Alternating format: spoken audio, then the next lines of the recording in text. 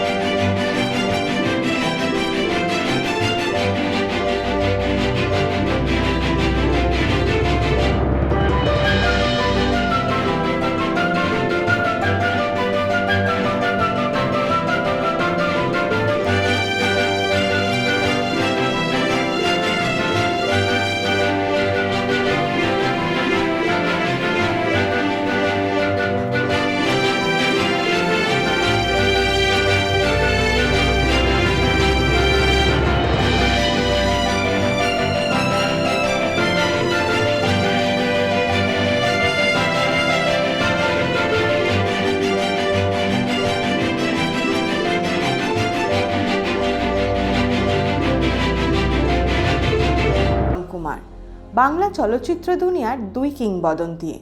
তাদের দীর্ঘ অভিনয় জীবনে সত্যজিৎ রায়ের সঙ্গে মাত্র দুটি ছবিতে দেখা গিয়েছে মহানায়ককে, নায়ক এবং চিড়িয়াখানা।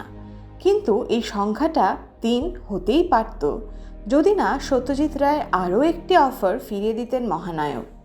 হ্যাঁ, ঠিকই শুনছেন, ঘরে বাইরে ছবিতে সন্দীপের চরিত্রের জন্য উত্তম কুমারের কাছে প্রস্তাব পাঠিয়েছিলেন মহারাজা।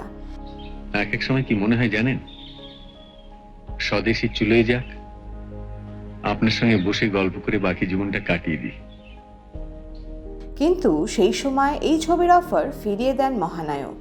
তখন তিনি বাংলা চলচ্চিত্র জগতের রোম্যান্টিক হিরোর শেষ কথা। তাই কোনো নেগেটিভ চরিত্রে অভিনয়ের জন্য রাজি হননি উত্তম কুমার।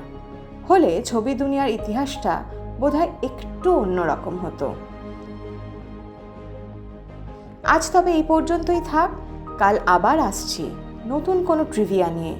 ততক্ষণ সুস্থ থাকুন, অপ্রয়োজনে বাইরে বেরোবেন না, আর বেরোলে মাস্ক অবশ্যই পরুন।